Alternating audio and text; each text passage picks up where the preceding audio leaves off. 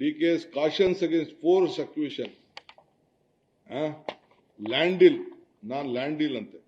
You will be in jail for his misdeeds. I welcome you. You have good advocates.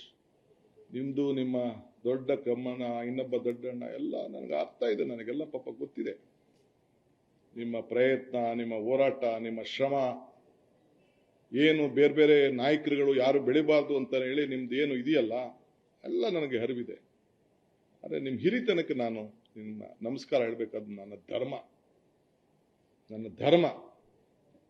So ಅದನ್ನು ನಾನು ಗೌರವವನ್ನು ಕೊಡೋದನ್ನ ನೀವು ಸ್ವೀಕಾರ ಮಾಡೋಕ್ಕಾಗಲಿಲ್ಲ ಅಂದರೆ ಅದು ನಿಮ್ಮ ಪಾಡು, ನಿಮ್ ಬಿಟ್ಟಿದ್ದು. ಆದರೆ ನಾನು ಯಾರಿಗೂ ಕೂಡ ಕೆಟ್ಟದನ್ನು ಬಯಸೋನಲ್ಲ, ನಿಮಗೂ ಕೂಡ ಕೆಟ್ಟದನ್ನು ಬಯಸುವುದಿಲ್ಲ.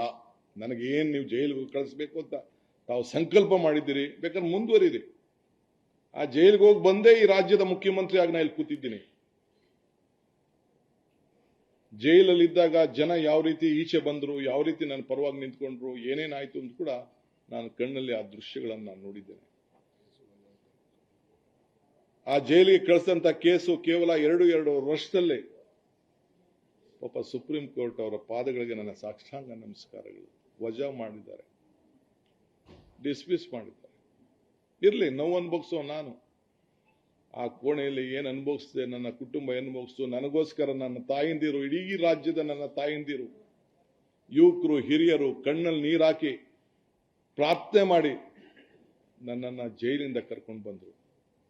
ಇವತ್ತು ಈ ಸ್ಥಾನದಲ್ಲಿ ಕುಣಿಸಿದವರು ಅದೇ ನನ್ನ ಮತದಾರರು, ಅದೇ ಈ ರಾಜ್ಯದ ಜನತೆ. ಚುನಾವಣೆ ಮುಂಚಿತವಾಗಿ 136 ಸೀಟ್ ಅಂತ ಹೇಳಿ ನಾನು ನನ್ನ ಆತ್ಮವಿಶ್ವಾಸದಿಂದ, ನನ್ನ ಇಂದಿನ ಶಕ್ತಿ ಹಿಂದೆ ಕೊಟ್ಟಂತ ಪ್ರೇರಣೆಯಿಂದ ಇವತ್ತು ಜನರಿಗೆ ನಾನು ಕೇಳ್ಕೊಂಡೆ. ನಿಜ, ರಾಮನಗರಕ್ಕೆ ಹೋದೆ, ಬಿಡದಿಗೆ ಹೋದೆ, ಚನ್ನಪಟ್ಟಣಕ್ಕೆ ಹೋದೆ, ಕನಕಪುರಕ್ಕೆ ಹೋದೆ, ಎಲ್ಲ ಕಡೆ ಹೋದೆ. ನನಗೆ ಪೆನ್ನು ಪೇಪರ್ ಕೊಡಿ ಅಂತ ಹೇಳಿದೆ. ಈ ಪೆನ್ನು ಪೇಪರು ಈ ರಾಜ್ಯದ ಜನತೆಗೆ ಸೀಮಿತವಾಗಿರ್ತದೆ, ರಾಜ್ಯದ ಜನತೆ ಬದುಕಿಗೆ ಸೀಮಿತವಾಗಿರ್ತದೆ. ಯಾರಿಗೂ ಕೂಡ ತೊಂದರೆ ಕೊಡುವಂತ ಪ್ರಶ್ನೆ ಈ ಪೆನ್ನು ಪೇಪರಿಂದ ಬರುವುದಿಲ್ಲ.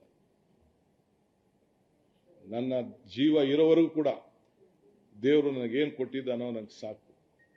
ನನ್ನ ಕುಟುಂಬಕ್ಕೆ ಏನು ನಮ್ಮ ನಿರ್ಧಾರ ಮಾಡ್ಕೊಳ್ಳೋ ಶಕ್ತಿ ನನ್ನ ಕುಟುಂಬದವರಿದೆ.